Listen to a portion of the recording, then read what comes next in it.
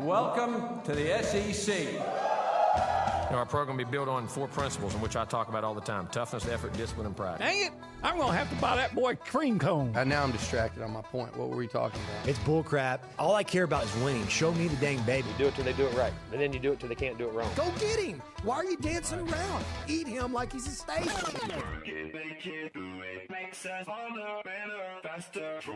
He fits what TexAgs radio is about. He fits into what the listeners are going to want. He's a pro on every level. That's how long I've been on ya. It's Nuño and the crew on TexAgs Radio, right here on Sports Radio 1150 AM and 93.7 FM. The Zone. You know how long I've been on ya. All right, a very good morning to you here on this beautiful Tuesday morning in the Brazos Valley. It is TexAgs Radio, presented by David Gardner's Jewelers here in the Rollo Insurance Studio. I am David Nuño.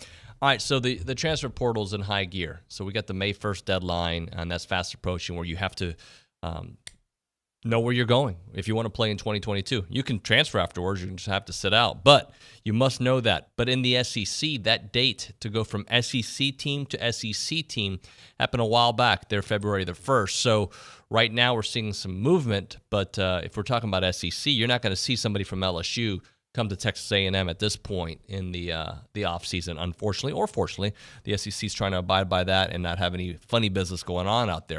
But we're seeing a lot of transfers in college basketball, quite a few of those. And this morning we were hit with some news that Aaron Cash has hit the portal there for the Texas A&M basketball team. A guy that I think did everything right, was a guy that could hit the paint fast, could make moves, could get a good pass going, get his shot off, but certainly lost a lot of his minutes in the rotation as the season went on, as the younger players started to develop. Still a guy you could use in some spot situations, but he wants to play, and he wants to, he's going to go elsewhere. I think he's probably leaving on very good terms with this program, because every time you saw him out there, especially I can remember the NIT seeing him making some nice plays. But that's going to potentially open up some spots here, as maybe other guys are going to be leaving, but we got that window to think about. So we've got that to get into this morning. I want to talk to Obi about his thoughts about basketball, because he was so close to that team, and he saw what Aaron Cash could do out there. We also have baseball tonight, taking on a very good Dallas Baptist University team, a team that's ranked. Big week for the Aggies, because you still have the Arkansas series looming afterward next week, Vanderbilt. So as good as you were feeling about Georgia, you got to keep that momentum going, and hopefully you can win another series here at home against a very highly ranked Arkansas, but first DBU. And when did Dallas Baptist become like a baseball program? Maybe it's been years, but like it's I hear that name the last couple of years. I'm like, really? Dallas Baptist? So we'll get into that. If you want to be a part of the conversation, you can do that by calling us on the BCSI hotline, 979-693-1150. You can also text us on the A&B text line, that same number, 979-693-1150. A&B, a College Station branch of the Amarillo National Bank. Good Texas Banking, the website, amb.com. With that information, we begin the show, and we call it the Go Hour here in the first hour. Olin Buchanan, our Heisman Trophy voter, columnist, and good friend. Good morning, sir. Good morning. Dallas Baptist has been really good in baseball for a long time. Long time, yeah. Huh? So yeah, they've had a solid program for many years. How did that happen? Get a good coach up there. Yeah. A lot of baseball players out there. I remember when seems like when I was all the way back working in Longview, if my memory serves, they recruited a kid out of Spring Hill High School in Longview named Billy Brewer, I think, if I got this right. And he actually made it to the major leagues for a while. So they've been good for a long time. Long time. I hear it's a nice campus too. I've never been. Never seen it. Yeah. I've heard it's nice. I have a friend whose daughter plays sports out there, and he's like, it's known for some sports, like not just one. I only know them for, I think, women's basketball. Well, that may be not like NCAA tournament kind of good, but they just have a nice program. Yeah. So Aaron Cash to the portal, I would say not surprising. Well, according to Hop, who did some research on him before he got here, he was more of a perimeter player in junior college, and he was an inside player here. I don't know if out of necessity, but that he would rather play out on the perimeter, and I don't know if that's where he's best utilized here. So, he played hard. He averaged about 3 rebounds. He played hard. He'd give you some good minutes. So I think we should, and I think Aggies will understand that he's hoping to do something different with his career, what's left of it, and thinking for playing hard and accepting his role, and then wish him the best. Has your mind shifted when it comes to people transferring? And let me go back. I mean, we'll obviously think about the quarterbacks back in the day that left this great university, but in the fact that in today's world, people are just looking to play somewhere and play somewhere right away. There used to be a roadblock, like you have to wait, so you're like, you know what, it's worth maybe staying, and if you're leaving, it's because you don't like the place you're at. But now it's not necessarily that way. Like, you could love Texas A&M, but you're a senior or you're a junior, and you're like, I'm not going to play here. I need to go play somewhere. Have you kind of shifted your thinking there? Well, my thinking's always been that you should be able to leave and go play because coaches can leave and go coach. Yeah.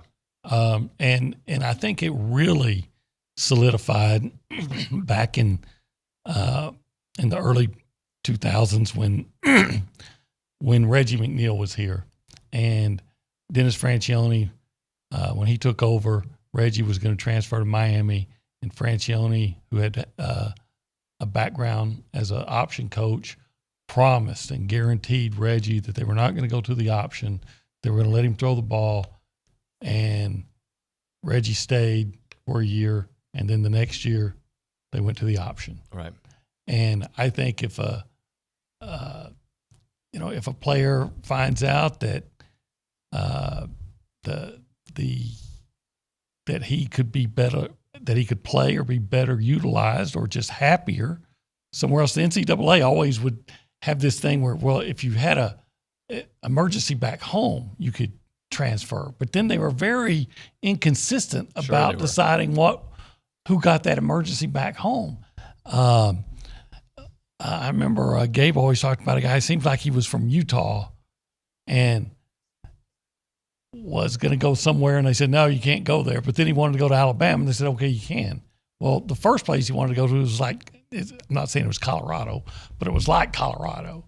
Well, if you had an emergency, why are you Alabama, yeah. Yeah, it was just, I think we know why, but it was just, it was always inconsistent in the way they granted those kind of waivers and things like that. So I like the idea that you can transfer once, and then if you want to transfer again, you got to sit out. So here's my thing about it, and I don't have the right answer, and we've talked about it on the show before, but I don't like it combined with NIL because I don't like it to be a bidding war.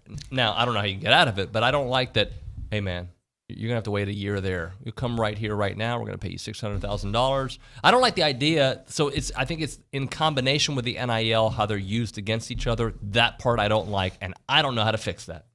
Well, yeah, they're going to have to come up with some rules, and then those rules are going to have to be legal. But again, you could have fixed this 10 years ago. But you didn't. But you had the NCAA. They were more worried about how much money they're going to pay Mark Emmert, and they just gave him a raise, a guy that does nothing. I think they realize their time is limited, and so they're paying to make as much money as they can before their jobs are gone. Sure, yeah. I just but if had you done something, had been forethinking and realized, you know what, we might just lose this, let's start putting some guidelines and rules in place, maybe you wouldn't have all this trouble.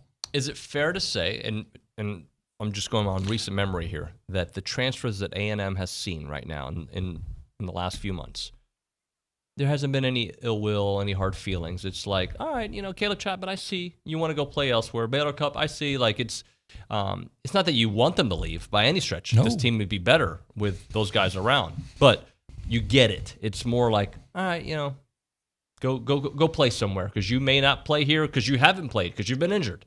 I can't think of a guy that has transferred that you would have some ill will toward or that you should have. I understand Zach Calzada transferring. I understand Caleb Chapman. He's a really good player when he's healthy, and maybe he just needs and he's probably not going to play in front of Evan Stewart. Mm-hmm. So Baylor Cup, we don't know what we lost because we never saw him. Yeah. So I can't think of a guy. DeAndre Jackson, I get it. Maybe if I thought really hard about it, I could think of one that I wasn't really. I was a little bit. I mean, it's not obviously everybody should be able to do what they want to make them happy, but I was not. I had some. See, issue's not even the right word. I was unhappy with Emmanuel Miller transferring to TCU. I get it. He had some assistant coaches that he was close to, but you would have rather him stay. He had already been here 2 years. I thought he was one of those guys that really valued the program. And had he stayed, and then you go to TCU. And they got into the tournament, but A&M probably gets to the tournament and wins a lot of games if they have Emmanuel Miller. That's one more inside guy that can play. That would have been nice. And by the way, Aaron Cash too. Best of luck to him. I liked him.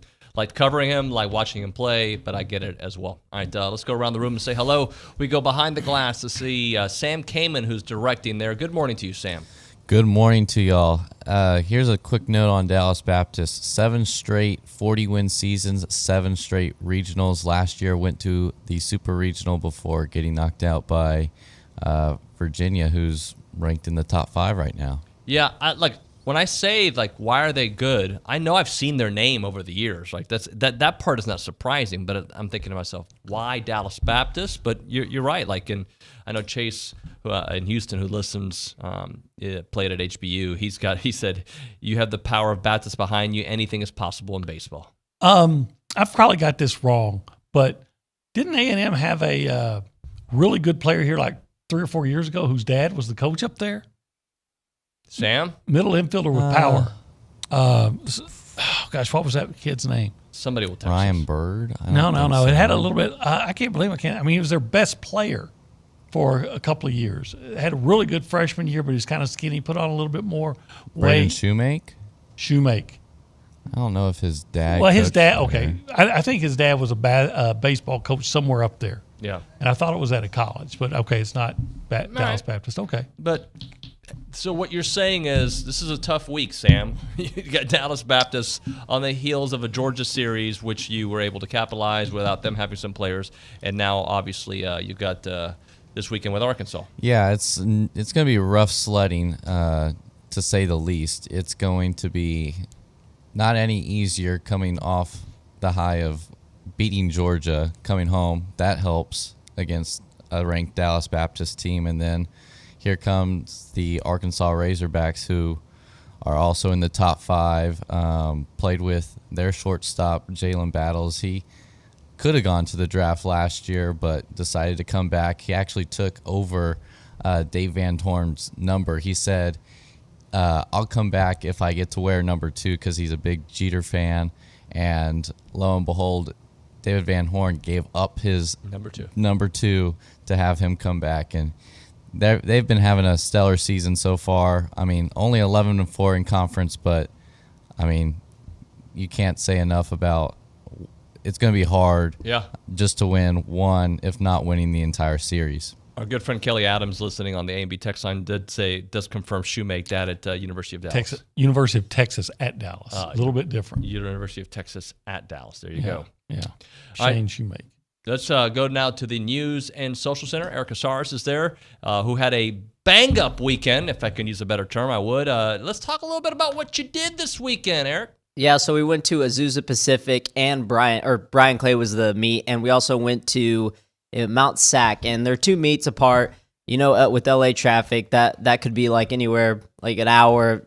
The 20-minute meet in LA away could be like an hour. So we split up a little bit. We had our 1,500 and 5K guys, aka me, go to Azusa's, and then we had our steeplers go to Mount Sac. So split up a little bit, and then we obviously had Coach Henry's and his group, the sprinting group, up in Florida. So, you know, he was talking a little bit about doesn't like splitting us up, but I mean, it was necessary. We had a couple people trying to go for regional marks, and for me, it was a great weekend. I was able to PR in the 5K, 2-second PR, and on the cusp of a regional mark right now. Need to run a little bit faster, but I'll have a great chance at conference. But you didn't tell us what you did. Where are you, number 2 or 3 all-time now at that? Number 3 all-time in the 5K, 13:54.8, I think. So where do you got to get to qualify? For regionals, I think I'm 61st. But the thing is if I within 4-second radius, that's like 12 spots. So if I can run like 5 to 7 seconds faster, I'll definitely get in, and I'll have an opportunity to that. Especially with having some of the Arkansas and Bama guys in there at SECs, they'll definitely be able to pull me along to a fast time. So I'm excited for it. We'll see if I'm able to get that regional mark. But it was a great weekend. I can never be mad at a PR. So. Well, congratulations. I appreciate it. And I'm also feeling extra good because the Mavs were able to pull out that awesome win last night. Without Luka Doncic, Jalen Brunson, 41 points, Maxi Kleber, 25 points off the bench.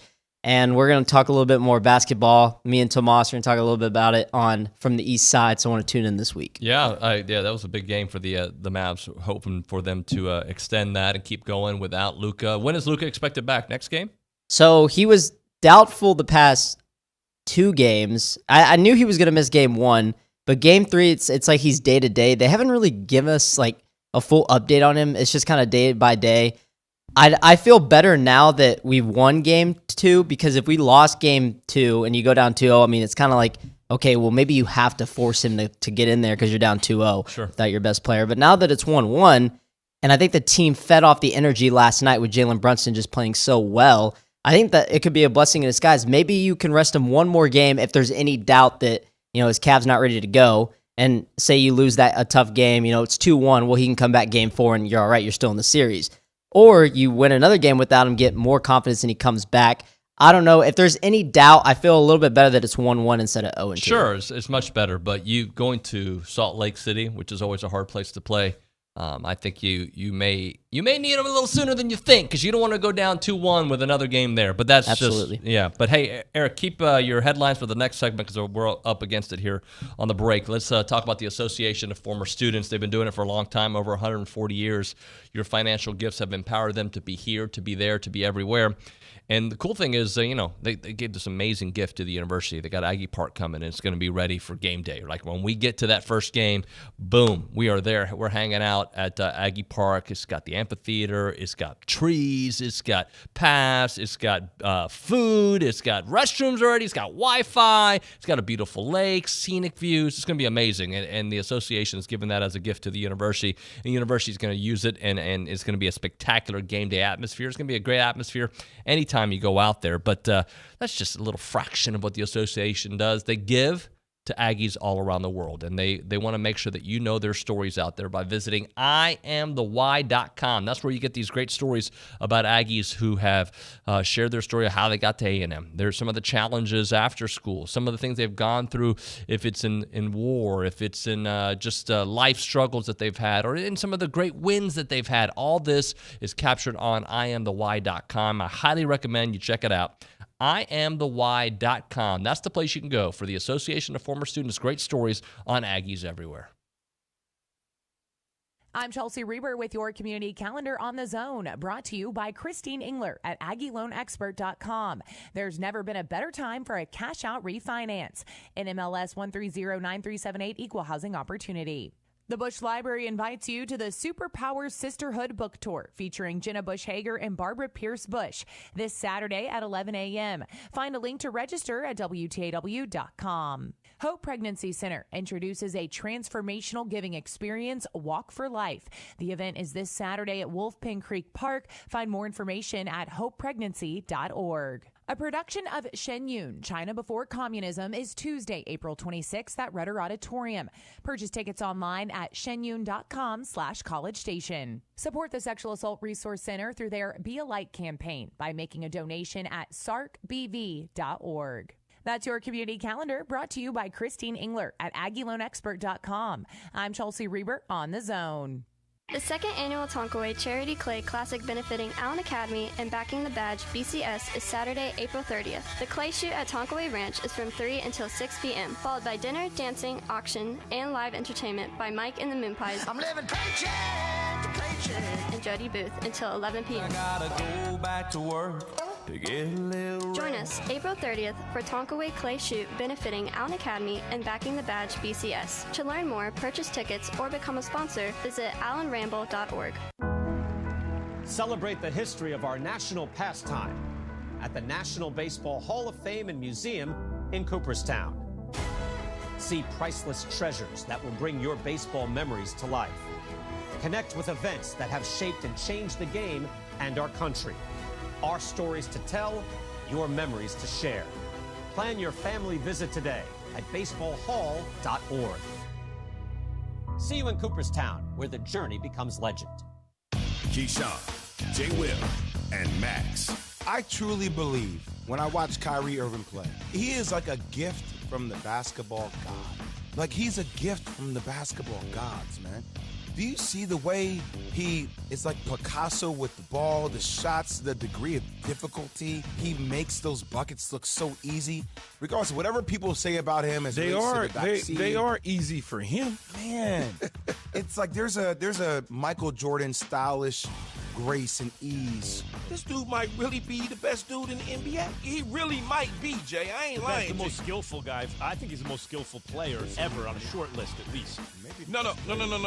Max, you're not listening. No, I understand. I will take. He might be. I'll take KD because he's a foot taller. No, I get it. Yeah, he's in that. Kyrie, exactly. Yeah. Kyrie might be the best dude in the NBA. Spend your mornings with Keyshawn, J. Will, and Max, powered by WC Tractor. Mornings from 5 to 8 here on The Zone.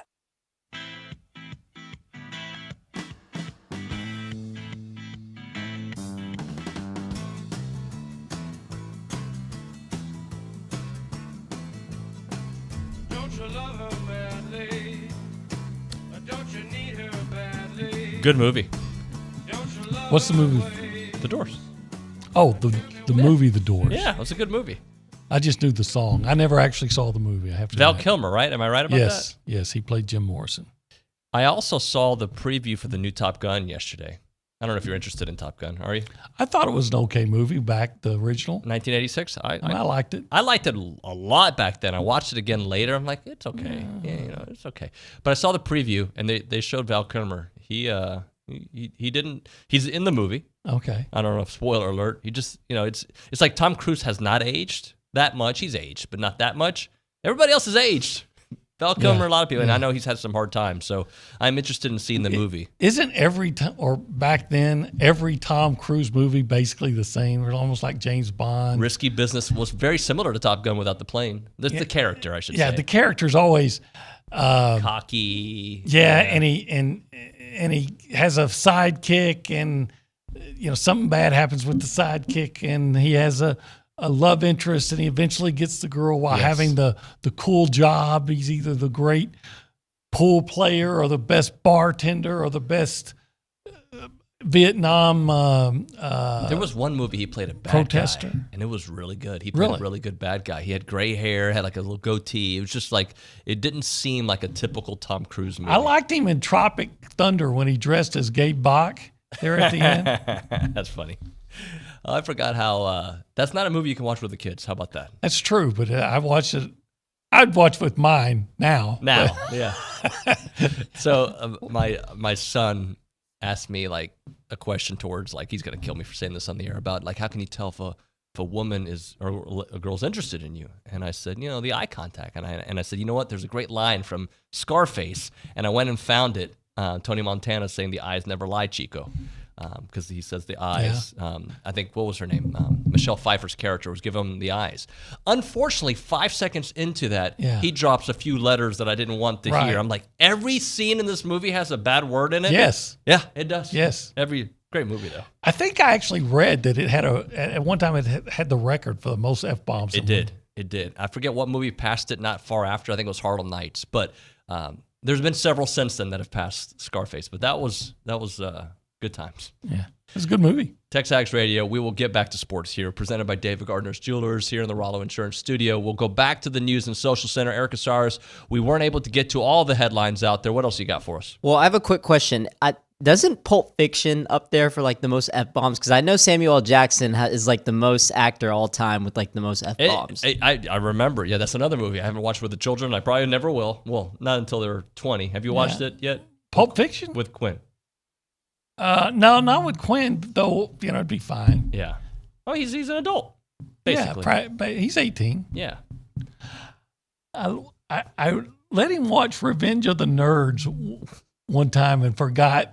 How did that go? Man, this is like when he was 12. I said, oh, gosh, I forgot about that part. Oh, I forgot about that part. Yeah.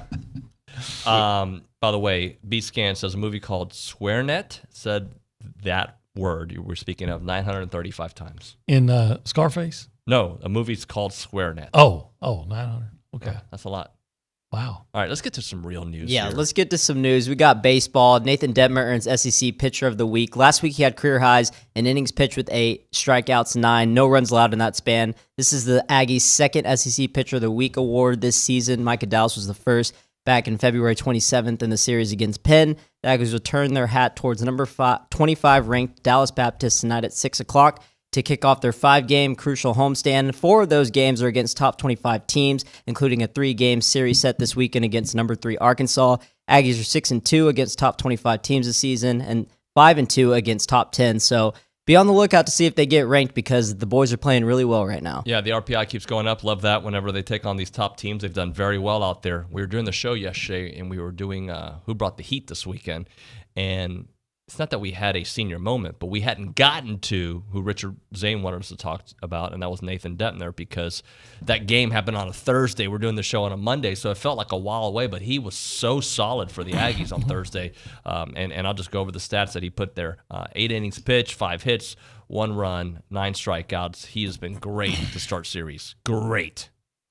Yeah, he's developed into an ace, and hopefully he just keeps getting better. Yeah, I think he will. Eric, what else? Texas A&M softball falls on the road to number 14 ranked Tennessee 5-1 last night. They also return home this weekend with a 3-game series versus Bama. So it's a busy weekend in Aggie land. Yeah, busy weekend. Tough one there for the softball team. We'll certainly catch up with Joe Evans, I believe, on Thursday. So we'll see what they're doing to get ready for that one. All right, when we come back here on TexAgs Radio, somebody from the SID department sent us some interesting numbers, which we've discussed on the show, but I like seeing them in its totality of how Coach Fisher has recruited throughout the years. Really good information there. Just for those out there that are like, well, how's A&M doing it? Well, here's how A&M's doing it. They hired the coach. Remember that contract that they gave him? So we'll go over some of those numbers, what he has done through his time at Florida State and Texas A&M. All these numbers are going to be like, I should have figured that out. That was coming. We'll get into that next on TexAgs Radio. But right now, we're talking about Christine Engler, the Aggie loan expert. She's awesome, guys.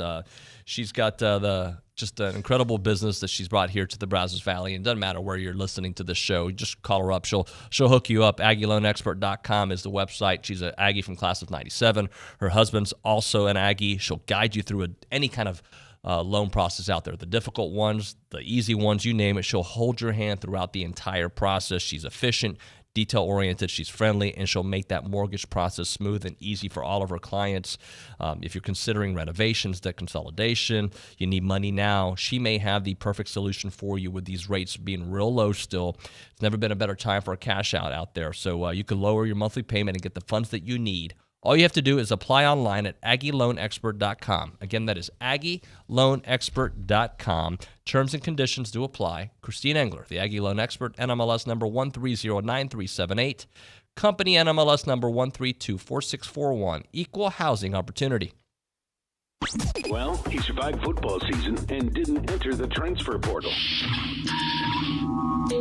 It's David Nuño on TexAgs Radio, weekdays on The Zone.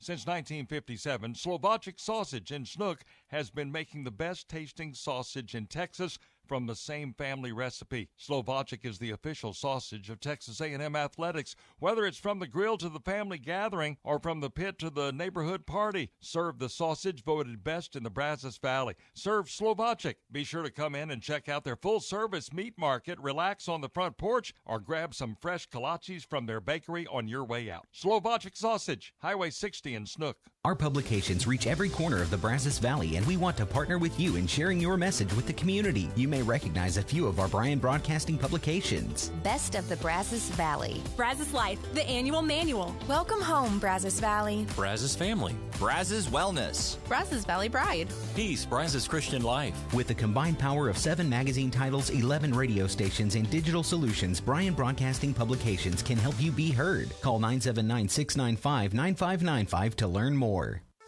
People join Walk MS to raise awareness and funds that change the world for everyone affected by multiple sclerosis. MS attacks the brain and spinal cord. It's the most common neurological disease leading to disability in young adults. Walk MS brings communities together, creating teams with friends, loved ones, and coworkers to rally around those we care about and end MS forever. Join us. Together we are stronger. Walk MS fundraising accelerates research breakthroughs and life-changing breakthroughs. It will take all of our passion, determination, and fundraising to end MS forever. Together, we can change the world for people with MS. Join us. Register today, start a team, and raise funds at walkms.org. The flagship station for Aggie Athletics is The Zone. Whenever the Aggies are playing, you can hear them right here at 1150 and 93.7 FM. Thanks to our listeners and our Aggie broadcast sponsors, Schulte Roofing, Prosperity Bank, Hargrove Insurance, and Rudy's Barbecue.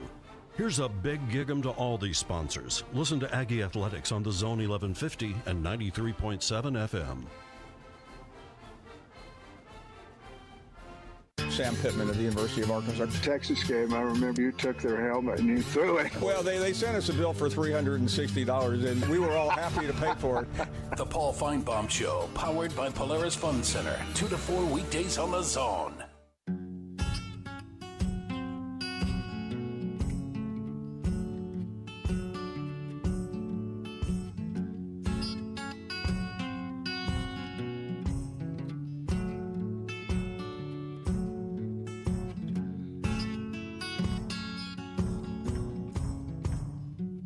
We're back. We call it TexAgs Radio. We're presented by David Gardner's Jewelers here in the Rollo Insurance Studio. So I am looking at the rundown. We got some fun stuff coming up here on the show. We're going to talk a little Jimbo here and college football playoff projections and whatnot here with OB. Around the 9 o'clock hour, Charlie Minn, he's got a documentary on the Astroworld tragedy that happened, the concert with Travis Scott. He also did the Bonfire documentary that came out last year. So he joined the show when Gabe was here. We'll talk to him about his documentary. And obviously unfortunately, it was an Aggie who passed away in that tragic event. 10 people did die, several injured. We'll talk to Charlie about that documentary that's going to be here in Bryan at the end of the month. So we're looking forward to talking to him. Pat Henry will join us at 9:35. We'll also talk a little muster with Bob Palmares there a little bit later on in the show. There's 2 events going on, so people get confused, and we'll talk about that. Tara Talmadge will join us. You've seen her on the sidelines of SEC football games. She's done Arkansas recently, their spring game. We've also seen her doing Auburn. She knows A&M very well, so we've got that for the remainder of the show. But right now, OB and I are going to get into some of the stuff that's being populated on the chat, OB. Here's one from Robert Blackman. He says, what is the football team during this time from spring practice to fall practice? Do some work out? And the easy answer to that is they better be working out, but it's not like official team. Is it not? I have to admit, I have some ignorance. I thought it was. Is it okay? You would know better than I would. No, I wouldn't. But it's not practice on the field or anything. It's more conditioning and reading and knowing the playbook and just getting your mind and body right for the season. Yeah. I don't know what, I have to admit, I don't know what the official schedule is. At some point, the strength and conditioning coach is the only guy that can have contact with them. I know Jimbo said at the end of the spring, now it's time to, get the guys work out and build their bodies up and things like that. And I would assume that right now is that time when they're lifting and doing all those things to further prepare. Yep. You get out of the season typically around January, and then I guess you have 2 months of conditioning, right? And then you get into spring football. When that's over, I guess I would assume you'd have spring football until the end of the semester. I mean, not spring football, conditioning until the end of the semester. And then in the summer, you're kind of on your own. Yeah. Yep. And I'm sure they send you, like I know at other age groups. They'll send you things that they want you to do. Yeah. So they'll be that. We'll get some more clarity there from Billy, who can kind of shine some light on that. But I did want to talk about Jimbo because you weren't here last week. I think it was last week. I'm sure it was because you weren't here when the whole Feinbaum thing came out. I heard about that. Yeah, it just bugged me. But I mean, we'll talk about it a little bit later too. When he was saying that A&M make or break year for Jimbo. Well, make or break year. So what are they going to do if they win 9 games? They're going to fire him? No, of course not. No, but in Paul Feinbaum's mind, maybe, and there's the national media's just been dying to see him fail. I will agree with one thing he said. I think you're at a point. I've said this. You're at a point now where if you don't win 10 games, it's disappointment. It's disappointment. Yeah. But honestly, I feel like that's a disappointment every year in this program. I think it's more realistic now. Yeah. But when you're at Texas A&M, that should be the expectation. Absolutely. But the key word you just said is more real words. It's more realistic now. Yeah. And then I heard him say something about A&M ducking Wake Forest. That is just stupid. I mean, if you're going to say something like that, right? Honestly, if you are a respected member of the media, and yes, maybe he's not respected. Even if you're Skip Bayless, Stephen A. Smith, Paul Feinbaum, when you throw things out like that, there better be some information behind it. I have on record, I have talked to sources, I've done this and that. You can't just make a comment like that and think it's okay. And there were other programs, there were other games that were canceled because of COVID issues. It wasn't just A&M, but so. You watched Wake Forest, by the way, in that bowl game against Rutgers. I remember we talked about it, and Rutgers, remember, they had like 6 days to prepare, whatever it was. It was a short time. Wake Forest did not impress me. They may have won 34-10, whatever it was, 38-10, but it was a close game at the half, and they did not seem like a team that A&M would struggle with at all. I think A&M would have beaten that Wake Forest team, and the score would have been something like 49-35. Wake Forest could score, but it couldn't stop anybody. And I think A-Chain would have ran for 300 yards if they let him. And by they, I mean Jimbo Fisher, not Wake Forest. And I think A&M would have won that game. But so I bring it up because I got these stats that were sent to us the other day, just yesterday, about how Coach Fisher has done in recruiting. Because it's like, how is A&M recruiting at this level? How is it happening? And this is what Jimbo has done his entire career. I am looking at his stats, and outside of 2018, everything has been in the top 10. What happened in 2018? It was a coaching transition. And I may be wrong on this, okay? Because sometimes I forget things. But wasn't that the first year of the early signing period?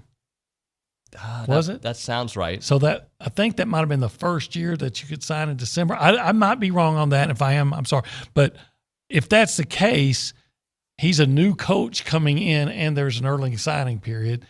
When you're a new coach coming in, you're usually behind everybody in recruiting. Sure. And the way I remember 2018 was the way they closed on signing day in February when they signed Bobby Brown and Jalen Preston and the kid that got hurt with the neck from bowling.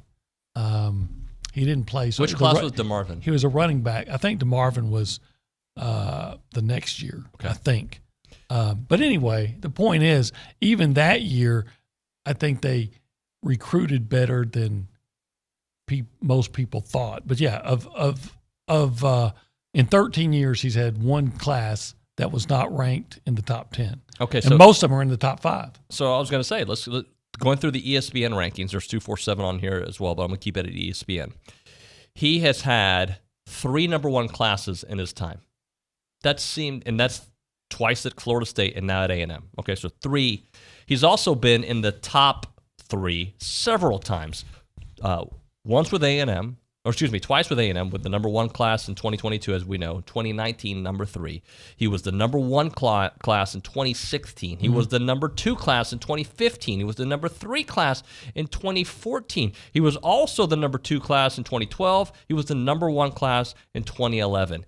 His classes have routinely been in the top 10, and more often than not, in the top 5. But the Feinbaums of the world accept Florida State as a have. They do not want to accept Texas A&M, even though Jackie Sherrill recruited like crazy here. Yes, he did. R.C. Slocum recruited like crazy here. And then it fell off because, well, it fell off under R.C., but it wasn't R.C.'s fault. It was A&M's fault for not updating their facilities when Oklahoma, LSU, and Texas were. Yeah. So I bring all that up because I'm like, this is a proven track record, yet it's still a talking point. And I don't understand why it is a talking point. And I'm just here to strengthen the fact that it's not a talking point. Well, first of all, Feinbaum's an Alabama guy. I know he went to Tennessee, but he loves Alabama. I always said that I don't dislike the guy, but I always said, if Nick Saban was to stop abruptly, Paul Feinbaum might break his nose. So he's an Alabama guy, so he has that. He part of the national media. The national media, I believe, really want to see Jimbo Fisher fail. And I remember I was on a podcast with a guy, Matt Hayes, who is a respected guy, and he was saying, how could Jimbo Fisher? Doesn't this seem crazy of Texas A&M? I said, well, if you know the history, you would say no, because if you look at A&M's history of hiring coaches, going all the way back to Bear Bryant, and then Jackie Sherrill was a coach of a team that was a national championship contender, and he comes here. R.C. Slocum was offered jobs with the Arizona Cardinals and LSU, and he chose to stay here. You hired Dennis Franchione away from Alabama. Yep. You can go on. And then, so when you look at the history, maybe it's coaches that look at A&M and what A&M has to offer more favorably than media guys who are never here that don't really understand recruiting. Yep. That are just, talking heads or biased to their certain programs. I used to live in Austin, right? And I used to think, how do you decide to go to A&M over Texas? And Until you came here. And then I came here. Or even when I lived in Tyler, it wasn't so much in Austin. In Tyler and Longview, I'd wonder. And then I came here. And I said, I love it. I get it. And then you go to Austin and other places, and it has some pluses, but there's a whole lot of minuses too. I bring all this up, OB, because last week the Football Power Index from ESPN came out, which I've never read into it. It's just not my thing. It's stupid. Dumb. It makes no sense. But it has a playoff percentage ranking on there. Yeah. And when we come back, I'm going to tell you guys where it has A&M, and then I'm going to read you some of the teams above them, and just you guys can let me know what you think. I'm okay with it. A couple teams on A&M's schedule ahead of them. I'll just say that. And one in the non-conference. We'll talk about that when we return here on TexAgs Radio. But before we do all that good stuff, I want caller number 1, and we're going to give you a free car wash right now from Aggie Land Express Car Wash in South College Station off of William D. Fitch in Greens Prairie. They're Aggie owned and operated with the friendliest staff and personal touch. They offer a monthly membership, but we'll give the first caller a free car wash right now from Aggie Land Express in South College Station. 979-693-1150. I'm Chelsea Reber with your community calendar on the zone, brought to you by Christine Engler at AggieLoanExpert.com. With an easy refinance, save over $350 a month. NMLS 1309378, Equal Housing Opportunity. Renowned historian Dr. Paul Kennedy will present his newest book at the Bush Library and Museum on Thursday, April 28th at 5 p.m. Register online at calendar.tmu.edu. Brazos County Master Gardeners invite you to an educational program on the art and design found in the John John Ferry Garden in Hempstead. Tuesday, April 26th at 7 p.m. at the Brazos County Extension Office. Stage Center Theater invites you to see The Turn of the Screw, a ghostly suspense play. Performances run April 14th through the 30th. Tickets are available at stagecenter.net. Help the Brazos Valley Food Bank bring hope to the table. Go online to bvfb.org. That's your community calendar, brought to you by Christine Engler at AggieLoanExpert.com. I'm Chelsea Reber on The Zone. Who do you think is the best? Nominations are now open for the 22nd year of the Best of the Brazos Valley. Go to bestofthebrazosvalley.com and submit your nominations for the best in dining, entertainment, service, retail, automotive, health, and wellness, and everything in between. If you think it's the best, make sure it's on the Best of the Brazos ballot. After 22 years and hundreds of thousands of votes, this is the one that counts. Nominate now at bestofthebrazos.com. Howdy, this is Steve Bledsoe, fighting TexAgs class of '83, with some exciting news. VeriBank is now open with our new full-service location on Highway 6 in College Station. With personal bankers, business bankers, VeriBank has everything you need in one convenient location. Come see for yourself, where genuine banking is waiting for you, and you can bank on it. Visit VeraBank.com today. That's VERA Bank.com. VeraBank. Member FDIC, Equal Housing Lender. There is a weekend in July where the baseball world revolves around a village in upstate New York. Baseball Hall of Fame induction weekend in Cooperstown is an unforgettable experience full of family-friendly activities and priceless moments. Make your plans today for July 22nd through 25th for the induction of Bud Fowler, Gil Hodges, Jim Cott, Minnie Minoso, Tony Oliva, Buck O'Neill, and David Ortiz as the class of 2022. Visit baseballhall.org today for the Gotta be connected with The Zone. Follow us on Twitter or Instagram at The Zone 1150. Like us on Facebook at The Zone 1150. Programming alerts, prize updates, scores from games all across Bryan Broadcasting, contest news, and more. Connect with us and always be in the know. Can't remember what team is playing on what station? When are they giving away what? And when is the coach on the show? Follow us on Twitter or Instagram at Zone 1150. And be sure to like us on Facebook at Zone 1150. And always be in the know.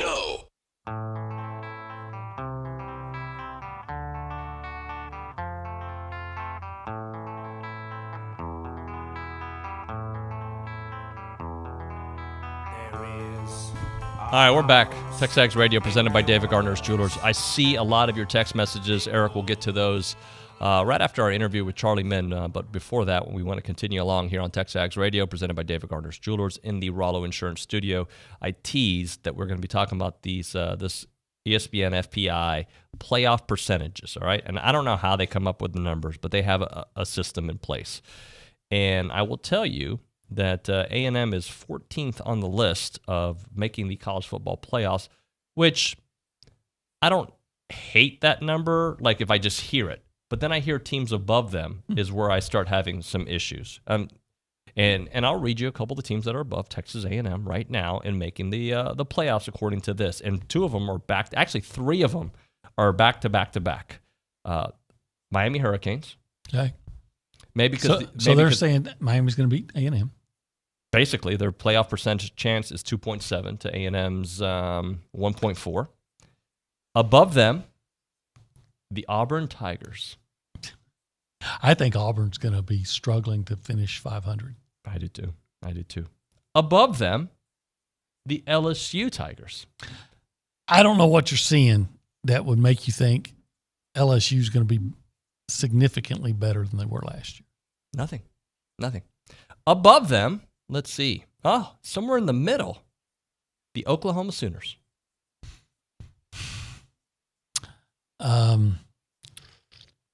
I guess the feeling the is the Big 12 is weak and Oklahoma should always do well in the Big 12. But there's a lot of teams in the Big 12 that are above A&M, and that's why are all these teams, I mean, they're going to have to beat each other. Oklahoma State's above A&M.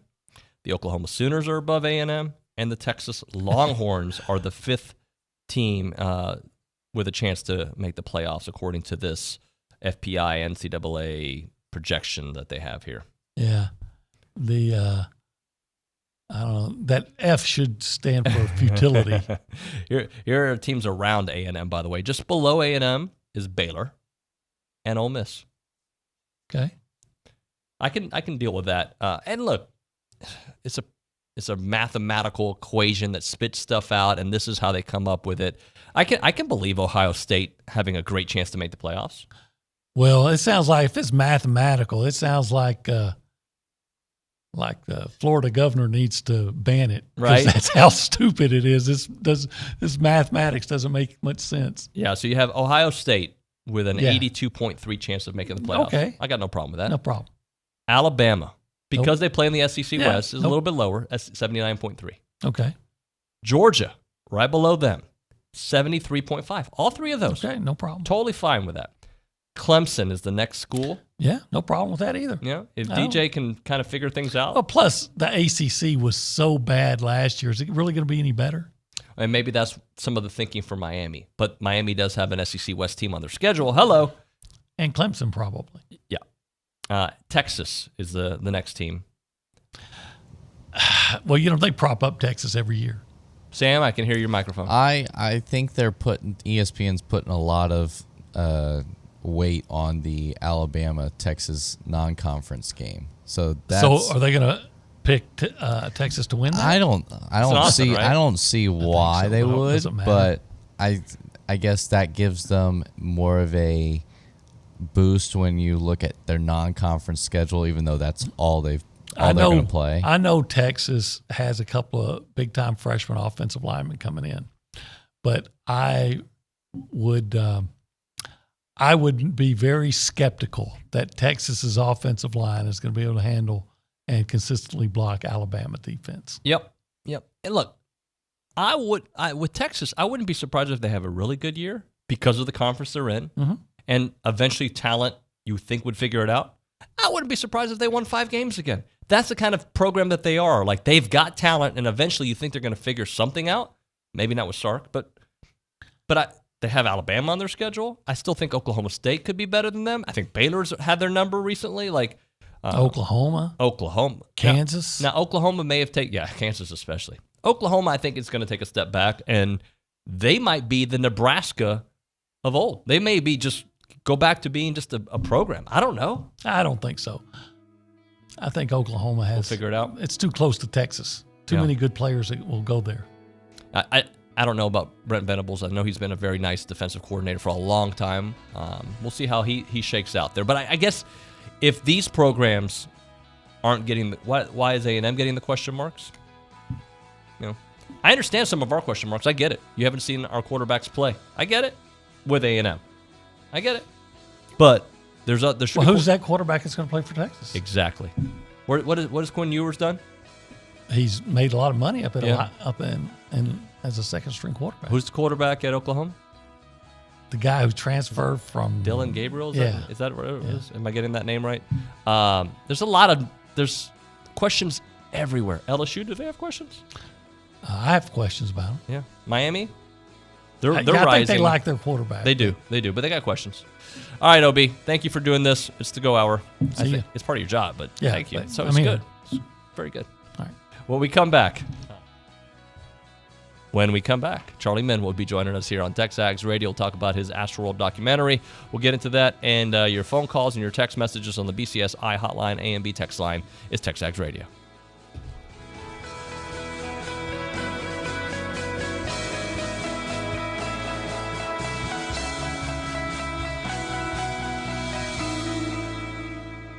So, how are the kids? Well, Emily made the honor roll. Oh, good for her. Yeah, we're really proud of her. Tyler, on the other hand, though. What's going on? He's been moody lately, just feeling down and not like himself. Oh, we've been there. Nick was struggling last spring. He was so anxious and stressed. Really?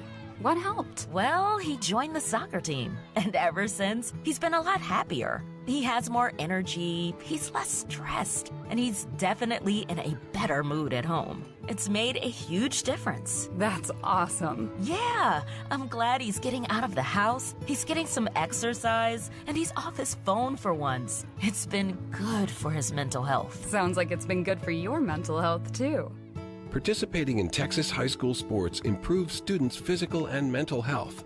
Encourage your son or daughter to get involved. This message presented by the UIL and the Texas High School Athletic Directors Association. Your home for Aggie baseball. From the first game to the last game, home or road is Zone 1150 AM and 93.7 FM. Plus online at RadioAggieland.com. This is KZNE College Station Bryan.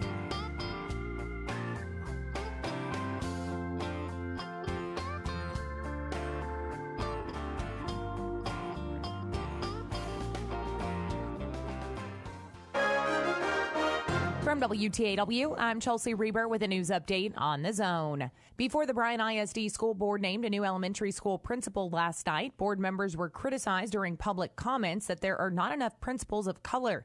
Bishop Maurice Green Jr. said his daughter-in-law, who did not get an interview with BISD, is a principal in Omaha, Nebraska. We got 80% minority, and we have only 5 principals of color. From the Texas Education Agency, 19% of BISD students are white, 18% are black, and almost 60% are Hispanic. Board members at the end of last night's meeting hired an assistant principal at Rayburn Intermediate, Kim Hendry Guess, as a new principal at Bowen Elementary. This morning's Brazos County Commission meeting agenda includes consideration of restricting the location of sexually oriented businesses in unincorporated areas of the county. The proposed 27-page ordinance, which you can read online at WTAW.com, lists what would be prohibited and what would be restricted. A Midland man is admitted to murdering his girlfriend in her College Station apartment more than 3 years ago. 58-year-old Terry Ratliff entered a plea agreement with the Brazos County District Attorney's Office where he was sentenced to 50 years. Ratliff pleaded guilty to stabbing and striking Thea Flakes multiple times in January 2019. Flakes' daughter found her mother unresponsive and in a pool of blood. Ratliff was found in Midland with the victim's vehicle. According to the DA's news release, at the time of the murder, Ratliff was out on bond on a Madison County charge of strangling Flakes, and prosecutors said Ratliff's criminal history included numerous domestic violence and child abuse incidents in Midland County. Bill Oliver, 1620 94.5 WTAW. American Airlines, which provides service in and out of Easterwood Airport, announces face masks will no longer be required for customers and employees on domestic flights. That follows a federal judge's ruling that the mask mandate exceeded the authority of federal health officials. For more news, go online to WTAW.com. I'm Chelsea Reber on The Zone. Property tax statements. We all receive them, but at times we need an expert to help appeal our assessment. At Paramount's Property Tax Consultants in College Station, we specialize in appealing property taxes, saving property owners over $1 million in taxes last year. Whether it's your residence, investment property, or commercial property, to reduce your property taxes, trust Property Tax Consultants, 35 years of experience to deliver. Visit PropertyTaxConsulting.com for your free consultation today. We're here with Jason Rollo of Rollo Insurance. Jason, when we say the difference is real, what does that mean? Well, first of all, when we use the term real, we're speaking about being genuine. And I think that anyone who does something in a good way has to be genuine. But also when I think about the term real, I think about rates, education, assets, and life. Many people think that insurance is about rates. Although that's important, it's actually about education of what you're buying to protect your assets, and we want to do that for the life of the client. For more information, go to RolloInsurance.com/TexAgs. Good morning, sports fans. I'm Zach Taylor with your Aggie Sports Minute on the Zone. The Sports Minute is brought to you by Hilco Metal Roofing and Supply.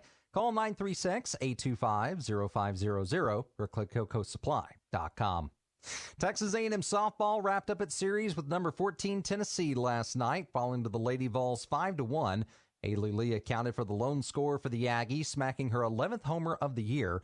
Now, with the loss, the ladies fall to 24-17 overall and 3-12 in SEC play. Head over to the baseball diamond, where Nathan Detmer has been named SEC Pitcher of the Week for his performance against 10th-ranked Georgia last Thursday. The sophomore right-hander registered a career-high 8 innings and 9 strikeouts while allowing just 1 unearned run and an 8-1 victory. Detmer's outing also helped set the table for the series win. Coach Jim Schlossnagle on going 2-1 in Athens. Yeah, just a big one. You know, Georgia's obviously got a great club. I know they're without their number one pitcher, but we're without some guys too. And they're without their shortstop, and we're without ours. You know, we're without our, Werner. So that's all part of the season and part of being in this league. And so we're just excited to get home. Schloss and the guys return to the friendly confines of Bluebell tonight as they welcome 25th ranked Dallas Baptist to town. Now, it's also worth noting that the Aggies are 6-2 against ranked opponents this season. First pitch is at 6 o'clock at Olson with broadcast right here on The Zone. And that's been your Aggie Sports Minute, brought to you by Hilco Metal Roofing and Supply. On The Zone, I'm Zach Taylor. You can listen to Aggie football, basketball, and baseball on your Amazon Dot or Echo. Step 1, say, Alexa, enable Zone 1150 skill. Step 2, anytime you want to hear fighting Texas Aggie football, Texas A&M women's basketball, or Aggie baseball, all you have to do is say, Alexa, play Zone 1150. It's that simple to listen to your favorite A&M teams that play on The Zone with your Amazon Dot or Echo. Make sure to say one time, Alexa, enable Zone 1150 skill. Then say, Alexa, play Zone 1150.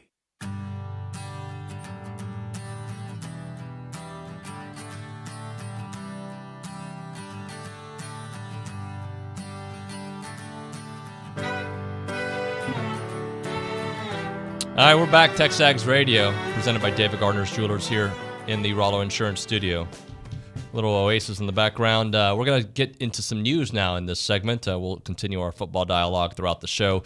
Remember, you can always call us up on the BCSI hotline or the A&B text line with your thoughts, 979-693-1150. You might remember our next guest. He's a filmmaker that made the Bonfire documentary at the 20-year mark. That one was titled The 13th Man. He joined Gabe to talk about that film. He's now back with us here to talk about his new documentary on the Astroworld concert tragedy during Travis Scott's performance there in Houston, titled Concert Crush. The film, Concert Crush, will open up on Friday, April 29th at Premier Cinemas in Bryan for a minimum of a week. And here's Charlie Minn on the BCSI hotline. Charlie, thanks so much for joining us. Good morning to you. Yeah, good morning. Thank you so much for having me. Thank you, sir. So let's first start off how this movie came about. What brought you here? I know you have a history of doing these types of documentaries, and this is very quickly after. How did we get here? Sure. My films represent innocent people who have been victimized. So when I examine the Astroworld Festival tragedy, certainly a movie like that would fall under the pattern that I've been, these are the types of films I've been making in my career. So we had 10 concert goers crushed to death. I hate to say it, but that's exactly what happened. And there's no justice for these victims. And families are left devastated, lives are altered, and we have tremendous injustice here. And all we've heard since November 5th, 2021, when the tragedy occurred, is we just hear about Travis Scott and we hear about his significant other giving birth to their second child. So isn't it ironic that we're hearing them giving birth, but yet we lost 10 lives and no one's speaking for these people? So that's what I do, is try to give victims a much needed voice. Yeah, and you're also giving voice to an Aggie who unfortunately passed away during that tragic event. Shed some light for us, please. Sure. 22-year-old senior Bharti Shahani, an engineering student, was one of the 10 that died. She died 5 days after the tragedy. She died on November the 10th. She had no brain activity and she succumbed to her injuries on the 10th. And it's only fitting that we talk about her because muster is this Thursday. So we should never, ever forget Bharti Shahani, the 22-year-old engineering student. The mother, the family naturally was devastated. I believe the mom's quote was, "We lost everything." And nothing could be worse for a parent to bury their kid. So let's all pray for Bharti Shahani and her family, especially with muster being this Thursday. I think people obviously remember the tragedy. It wasn't that long ago, but maybe the scope, the amount of different groups that were impacted by this. This is all ages. These were children. These were adults. These were, just kind of bring us through that. Give us the scope of it all. Yeah, well, most of Travis Scott's fans are younger. A 9-year-old died in this thing. And he fell off of his dad's shoulders. And it begs the question, why is a 9-year-old at this type of concert? I was studying Travis Scott and the type of concerts that he runs, and the N-word, the middle finger, the profanity, the vulgarity, the gunshots in his songs. I don't know how that enhances anyone, for that matter. Now, I think creative expression, I think the melody of some of these rappers are outstanding and talented, but why mix in that other stuff? I just don't know how that enhances anyone, especially a child. So a lot of the people that died, I think the oldest person who died was in their, maybe in their 20s. Everyone else was a teenager. This is tragic. We lost a lot of our future on November 5th. And for more information, everyone can go to the website, concertcrushfilm.com. And on the website, if you scroll to the bottom, you'll see the movie Kids of Santa Fe, which deals with the Santa Fe mass shooting, a film I did there. And if you hit that link, you can order a website for the Kids of Santa Fe. And if you do that, I will throw in the Texas A&M Bonfire film for free. And that's called The 13th Man. Yeah. So how difficult was it to get people to talk? I can imagine this is an ongoing litigation and court proceedings, and I would assume it's got to be difficult to get families involved, A, because of the pain that they're going through, but also legally. Yeah, it was tough, especially because this happened 5 months ago. My track record is I put together these films pretty quickly, but I'm always ready. The films are never rushed. They're done in a very diligent manner, even though it's done swiftly. So I want to stress that. But it was hard to get a lot of people to speak because this had just happened. Now, the people who agreed to sit down with me, they wanted their stories told. So I was lucky that I partnered with one of the law firms, Rick Ramos, out of Houston, and he was able to get me some of his clients that want their stories told. So, you know, some of the criticism I get is, isn't this too fast? But don't forget, the victims in the movie, they want their stories told. So we have to remember that part. And a little bit of other controversy, too. You mentioned Rick Ramos there. He's one of the producers on the film. Was it difficult, or did you get anybody from the other side to talk? You know, I contacted Houston Police, Houston Mayor, Houston Fire, Travis Scott's attorneys. None of them wanted to talk. I was very disappointed in the Houston Mayor, their reaction saying, with respect to the victims, we don't want to make a comment. Well, if you respect the victims, they want transparency. They want information. They want you to talk as the leader of the city to find out what exactly went on. How in the world could 10 people die at a concert? The last time I checked, you go to a concert to have a good time, not to fight for your life. All right. I also want to follow up with, I read an article, and I believe you sent it my way, that Live Nation is trying to block the release of the film, but it's coming out here in Bryan very, very soon. Yes, it's coming out a week from this Friday at the Premier Cinemas in Bryan. I always show my movies there. And again, the website is concertcrushfilm.com. In terms of Live Nation's attorneys trying to block the film, if they're nervous about the film coming out because they think it's going to taint a jury pool, well, I'm afraid that's on them. I seek the truth. These stories are from 8 key eyewitnesses who were there, who almost died that night. They deserve to have their stories told. And whatever happens from that truth, so be it. Let's get into The 13th Man. I know you spoke with Gabe about it. I have not had the pleasure of watching it just yet, the privilege of watching it. Just how long did that come to take to put together, and what did you uncover there?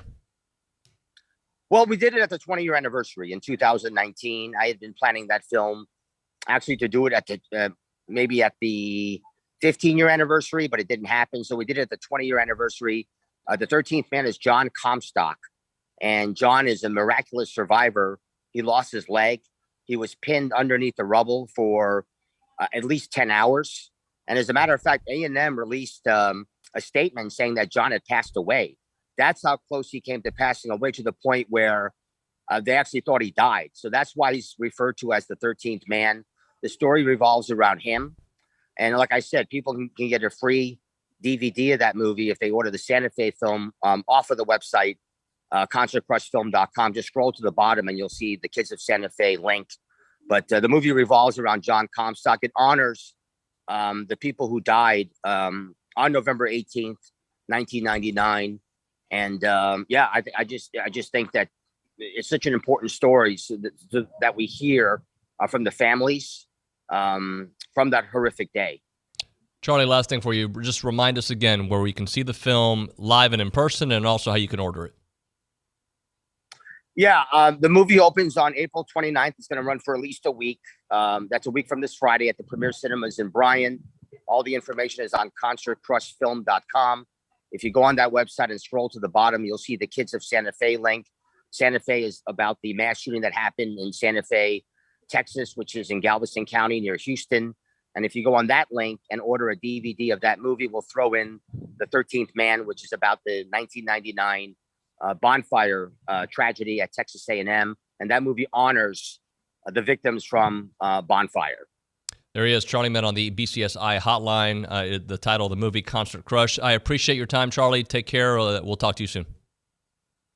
Thank you so much for having me. Thank you. There he is, Charlie Minn, who's been on the show before. Obviously, Aggie's involved in this story. Aggie's involved in the 13th Man, that the bonfire collapse that he did a documentary on a while back. All right, we're going to try to transition back into sports after that tough topic. And if we're going to move into some of the text messages, we'll go to the A&B text line and the News and Social Center with Eric Casares. Eric? Dale and Tabor said, so the FPI a popularity contest, or did they use the swag method, scientific wild-ass guess? I think there's a lot of wild guessing, if you will, and that's my opinion of the situation. Look, these are just talking points during the spring. And for us to dispute, to argue with, for them to have clickbait, and sometimes I feel like we shouldn't even give it a moment, because what good does it really do? But I think it allows us to see sometimes how A&M is perceived. And look, at the end of the day, it's like the baseball team, what they're going through right now. They're not ranked. They've beaten some good teams. You want to see them ranked. But winning at the end of the day cures all. So just take care of the games you're supposed to take care of. Win 10, 11 games this year. The perception of this program changes. Unfortunately, last year's 8-4 season, whatever the excuses are or not the excuses, it carries a weight that's being felt right now. And the lack of a conference championship in a long time carries a lot of weight in the way people perceive this program. So how you break through that is you do what Clemson did. You continue to have these top 3 recruiting classes, and you win a national championship. Eric? 910 area code. Now, David, I have to ask you real quick. Is it Feinbaum or Feinbaum? Feinbaum, okay. Yeah. He said, how about let's wake up Feinbaum and get him on the show for a Q&A on TexAgs, ? Yeah, so I had the privilege of talking to him at SEC Media Days. I know Billy goes on his show often. He talks about A&M all the time. And, his most recent comments were on the Cole Kubelik show with Greg McElroy. I think it's McElroy and Kubelik. That's where his comments recently. But he talks A&M often, and I think his callers kind of steer the direction that show goes. And, a lot of his callers are in Alabama and in the South and whatnot. We've had him on the show before. We'll have him on again. And, look, I am not here to fight people on their opinions, but I do think the Wake Forest commentary that A&M was ducking Wake Forest, I think that's just that's not cool. I'd like to ask him about that. As for this being he's got to prove it year for Jimbo Fisher. No, he doesn't. He's fine. Like, it's make or break season. To me, sounds like you better win at least 10 games or else you'll do it the next season, right? Like, now that is not to say that we won't be disappointed. I believe everybody listening to this show was disappointed with 8-4, regardless of the reasons. There comes a point where you're like, I don't care about excuses. I don't care about backup quarterbacks. Just win freaking games. And I think all that can be true. I also know that this program's in a much better place than it's ever been. I also know that it's trending in the right direction. I also know when they hired Jimbo Fisher, the goal was, of course, a national championship, but to be in the conversation. And they have been in the conversation. In 2020, they should have been in the playoffs. In 2021, they had a chance at the end of the season to get back into that conversation, to play in a New Year's Six Bowl. They had that chance. Unfortunately, they didn't finish, and that's going to haunt them. But this year, with the talent that is around that roster, I believe that, and Billy said it on the show yesterday, they'll be favored in every game but one next year. They'll be favored in the Miami game. They'll be favored in Auburn, at Auburn. They'll be favored, I believe, against LSU. I think they're going to be favored throughout the season. And last year, there was a big portion of the season that's what we thought. We thought for the first month, they're favored in all these games. Well, I think that continues. They'll be favored against Arkansas, in my opinion. They got to get it done. We got time for one more, Eric. Matt in San Antonio said, the only group of people whose opinions I care about in regards to the trajectory of the program are the high school recruits. I don't like it, but I don't care too much if the fans buy into what Paul Feinbaum and other media members say, because the fans won't be suiting up for football games. I agree. Look, and honestly, opinions of picking this program matter, right? Of course they do. But opinions are just opinions. Like, at the end of the day, if Tim Brando, Paul Feinbaum, Stephen A. Smith, whomever has an opinion, it doesn't matter. We have opinions. Sometimes we're right, sometimes we're wrong.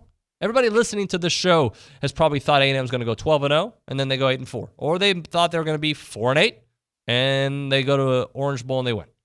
A 9-1 season. Like, opinions are, all of us do our best that we can with the information given and with an insider's point of view that I think all of our listeners have. All of us feel like because of this community that we have at TexAgs, because of the information that Billy, Bronny, and the whole crew, Jason Howell, everybody involved with TexAgs, we feel like we have an insider's perspective, and sometimes it's favorable, absolutely. But we also have to call it as it is, and if people consider last year an excuse, well, it is an excuse, but it doesn't make it okay. An excuse does not allow it to be like, well, this happened, so this is okay. No. I want this program to be at a level that if a position of need or a position of power, I should say, goes down, it doesn't matter. They just keep rolling. JT Daniels wasn't ready to go. Stetson Bennett steps in, does an admirable job, throws for big yards when he had to, and they win a national championship. That's what I expect. That's what I want. That's what we all crave here when it comes to Texas A&M. All right, we'll continue. We'll get into your phone calls if you want to chime in on that. 979-693-1150. That's the BCSI hotline. Right now, I want you guys to consider if you're ever in an emergency situation, and I'm not hoping that you are. I hope we can avoid those. But there are times that, that happens, and you've got to get care immediately. Where do you go? You go to Caprock Health System. That's where you go. They have patient-centered care.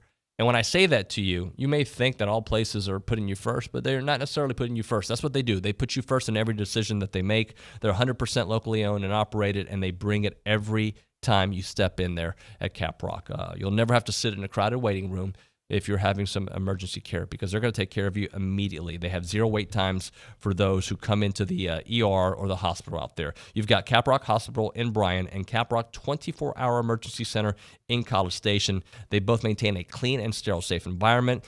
They're capable of treating all emergency needs and want you to feel better immediately. It is Caprock Health System.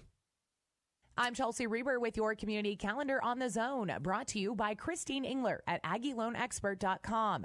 There's never been a better time for a cash-out refinance. NMLS 1309378 Equal Housing Opportunity. The Bush Library invites you to the Superpowers Sisterhood Book Tour featuring Jenna Bush Hager and Barbara Pierce Bush this Saturday at 11 a.m. Find a link to register at WTAW.com. Hope Pregnancy Center introduces a transformational giving experience, Walk for Life. The event is this Saturday at Wolfpen Creek Park. Find more information at hopepregnancy.org. A production of Shen Yun, China Before Communism, is Tuesday, April 26th at Rudder Auditorium. Purchase tickets online at shenyun.com/College Station. Support the Sexual Assault Resource Center through their Be a Light campaign by making a donation at sarcbv.org. That's your community calendar, brought to you by Christine Engler at AggieLoanExpert.com. I'm Chelsea Reber on The Zone. Hi, I'm Gabriel Garcia, candidate for Brazos County District Clerk. I would like to thank all of my supporters in the Republican primary on March 1st. It has been a great honor to be a part of the political process here in Brazos County. And now, I'm asking for your continued support in the Republican primary runoff on May 24th. Vote for me, Gabriel Garcia, for Brazos County District Clerk. Thank you, and God bless. Political ad paid for by Gabriel Garcia campaign, Pat Sepchek, Treasurer. If you have a debit card, you're used to spending money. But what if your card actually ended up earning you money? That's not exactly normal, but that's what you can get at A&B. It's called Kasasa Cashback Checking. Don't mind the weird name. What you need to know is that it's a free account with cash rewards. Use your debit card for everyday purchases, and we'll pay you cash back every month. If that doesn't sound like normal banking, well, guess what? We're not a normal bank. So contact A&B today and ask for Kasasa or visit ANB.com. Equal housing lender, member FDIC. Since 1957, Slovačić Sausage in Snook has been making the best tasting sausage in Texas from the same family recipe. Slovačić is the official sausage of Texas A&M Athletics. Whether it's from the grill to the family gathering or from the pit to the neighborhood party, serve the sausage voted best in the Brazos Valley. Serve Slovačić. Be sure to come in and check out their full-service meat market, relax on the front porch, or grab some fresh kolaches from their bakery on your way out. Slovačić Sausage, Highway 60 in Snook. Keyshawn Johnson, Jay Williams, and Max Kellerman. Tim Legler with us now. I was just telling Legs before he came on, I got up 400 made shots yesterday. That's a lot of makes. It's a lot of makes. I was in the gym for a minute yesterday. I'm saying, man. On my 50th birthday, I went out to make 53s. I wanted to see how many shots would it take me to make 53. How many? That was 50 for 59. What? Listen in to Key, J. Will, and Max, powered by WC Tractor from 5 to 8 on the Zone.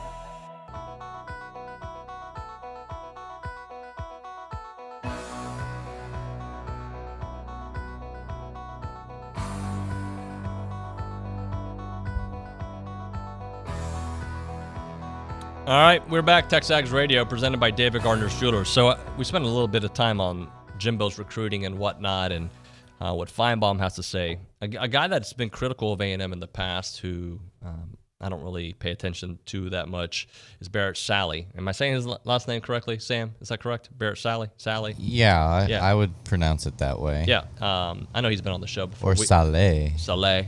I know he's been on the show and with Gabe, never with me, but I don't pay that much attention to him. But I would expect, from what I've heard and read in past, that Jimbo would have been on this article that he wrote, but he didn't. Jimbo's not on there. So good. So there's been some progress there. He says a column on CBS Sports titled 7 College Football Coaches Under the Most Pressure Entering the 2022 Season. And interestingly, some of these names I actually agree with. I'm surprised. And the first name on the list, I'm going to ask you, Sam, do you know who the first name on the list is? I pulled it up. And smart play. I actually read the column above, which was about a Missouri player, but I scrolled down and saw Lincoln Riley.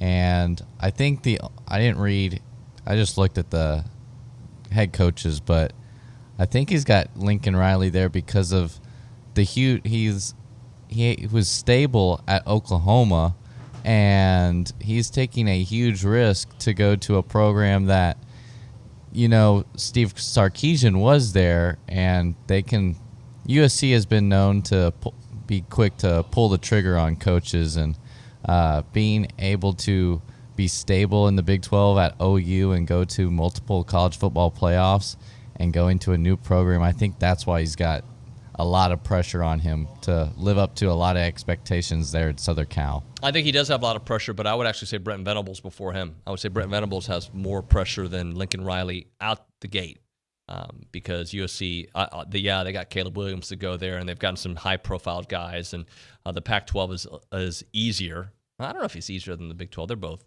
whatever. But at the end of the day, I think Brent Venables has more pressure year one.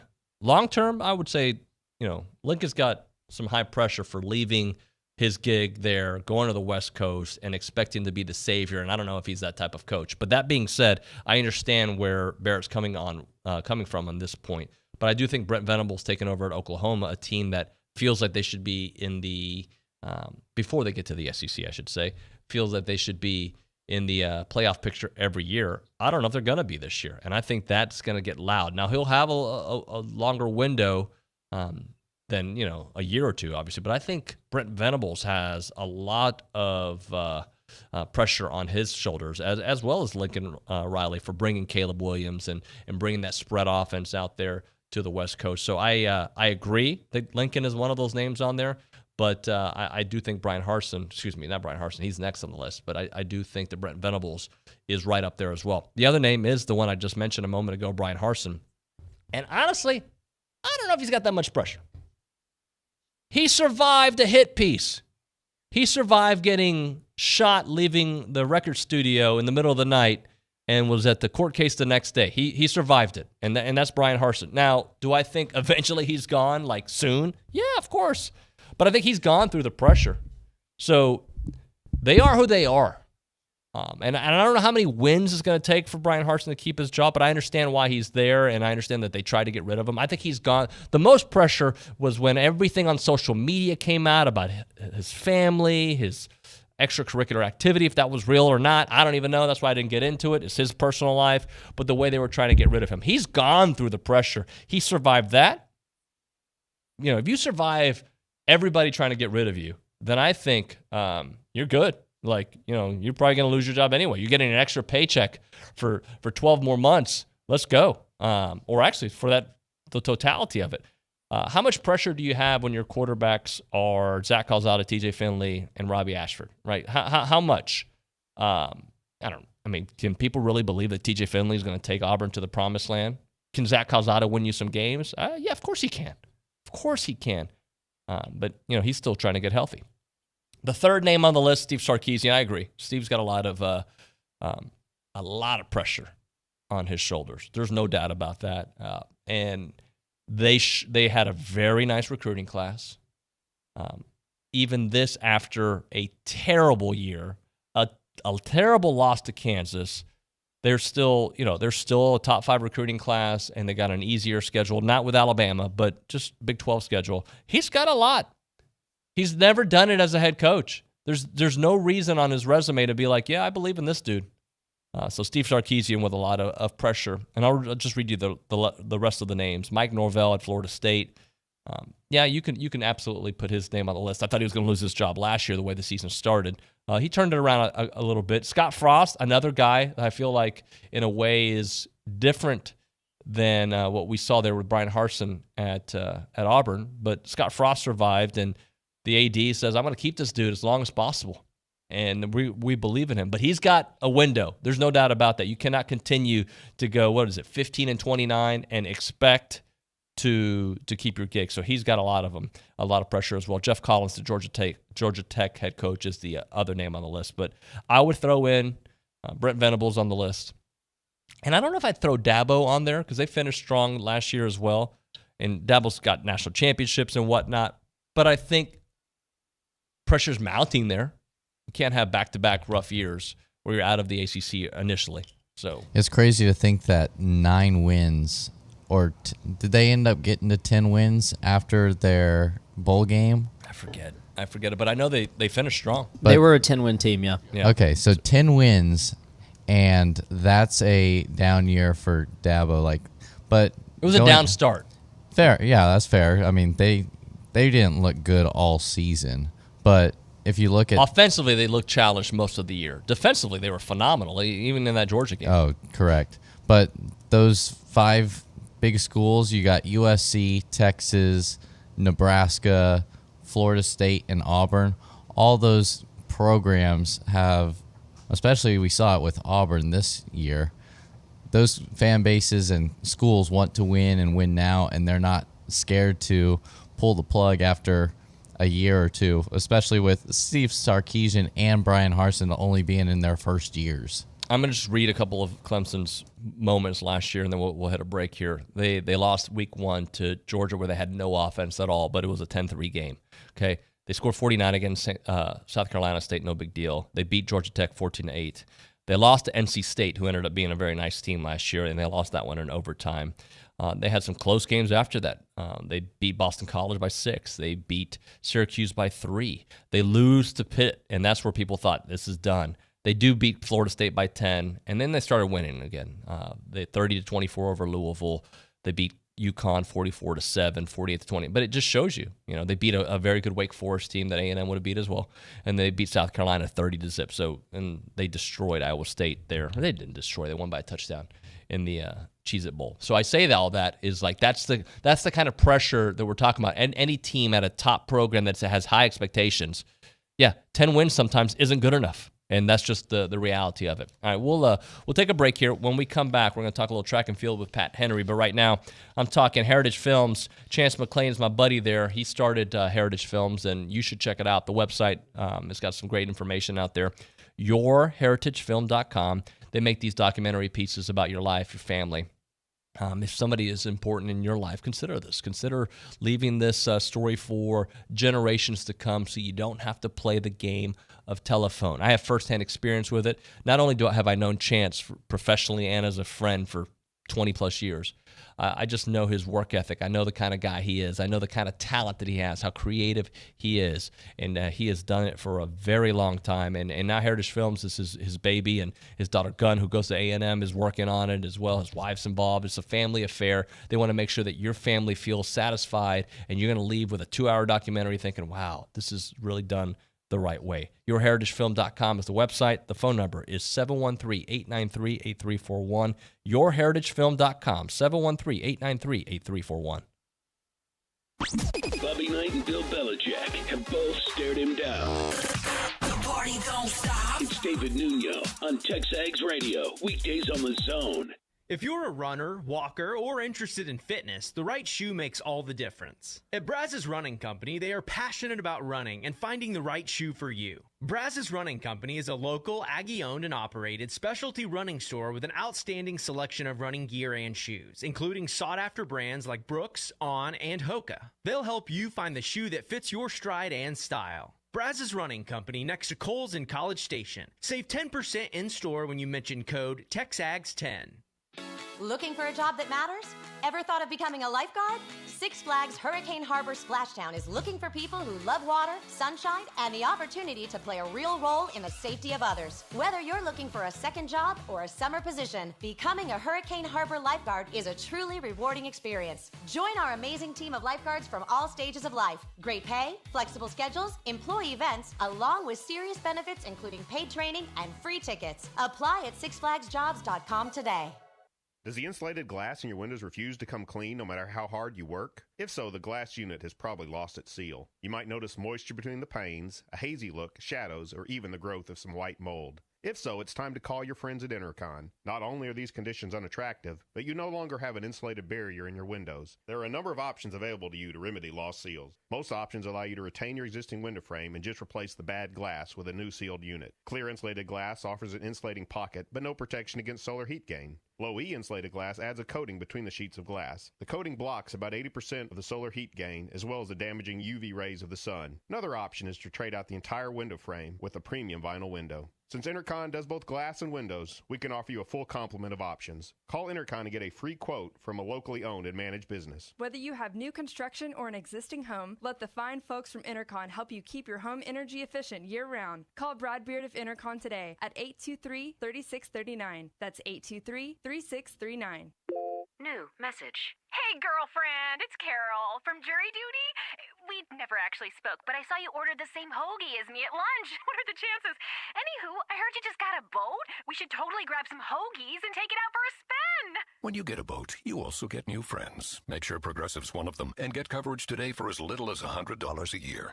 Do I want to feel the wind in my hair? Guilty as charged. Oh, seriously, let's ride on your boat. Progressive Casualty Insurance Company and affiliates. Annual premium for basic liability policy not available in all states. When I heard that I was going to be doing an interview with Chip Howard, my first question was, what sports bet did he lose to get me on his show? And so the fact that you have jumped on and not only have you cooked from the book, but you have like actual culinary insights into the, like, I'm blown away. This is the best interview I've ever done ever. Can leave it at that now. Sports Talk. It just might surprise you. Weekdays from 4 to 6 on The Zone.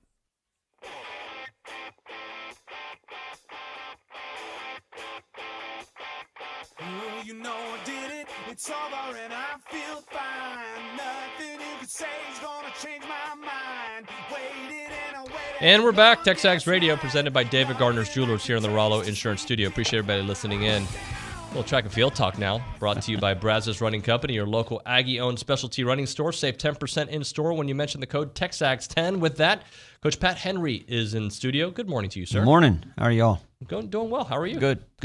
Had a good weekend in Florida. I was going to say, yeah. And you guys were split up all over the place, though, right? Well, we sent that one group out to Mount Sac, out to California, our distance people. Eric sitting right here. Yeah. Eric went out to that with that group, about 10 of them. Then we had 60 in Gainesville. So good returns. On yeah. the weekend? Oh no, we had some really good things happen. I'd say probably the highlight is Cherokee Young at 400 meters, running 49.87. That leads the world. And this is not an early time in the year. Everybody's running right now. All the pros are running, and for her to be leading the world right now, we got to remember a thing. The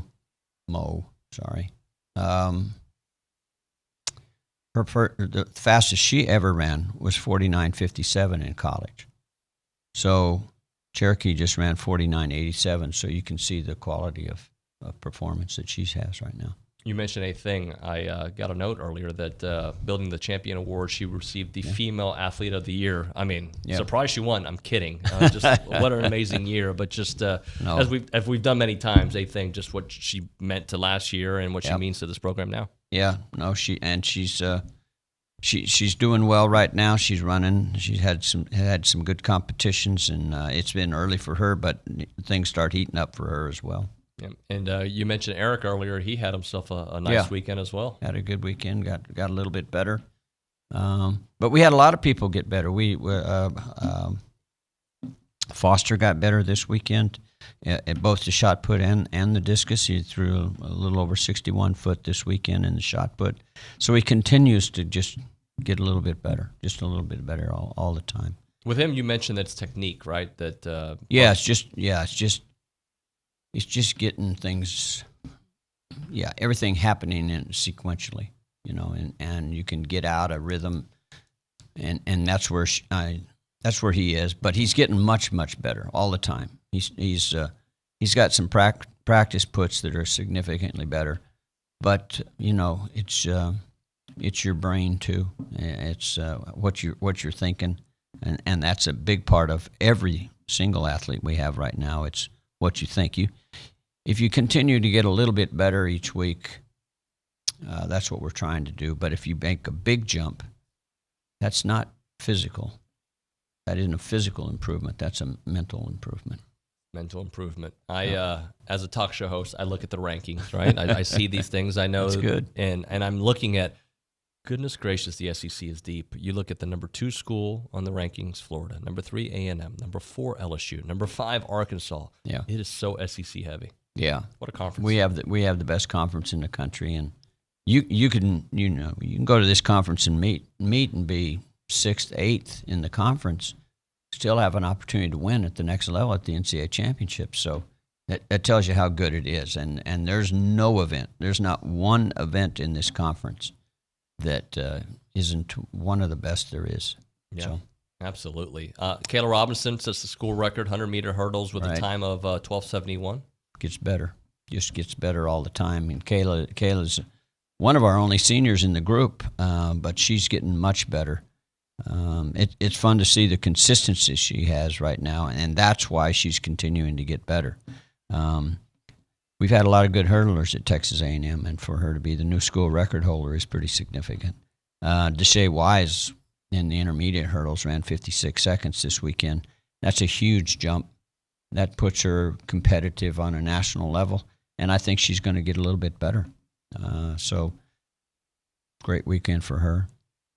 Deborah Aqua continues to jump over 22 feet, and people who know anything about track, and they start comparing what high school guys are doing and what a young lady like this is doing. If you're consistently over 22 feet, you're going to be competitive anywhere you go, and Deborah is one of those that is really grabbed on to the consistency aspect of things, and that has always been her problem. How do you pronounce the name? Avital Wilson? Yeah, Petite. Yeah, we call her Avi. We can't do the rest, or either that or I yell Wilson. Okay, one of the two, because I can't yell the other. A time of 800 meter time of 2:03:16. 2:03, and she's just starting to make things happen. Not the best of races, but you saw some really good things inside that race. So I think if she puts it all together, she's going to run 2:01, and that'll be competitive.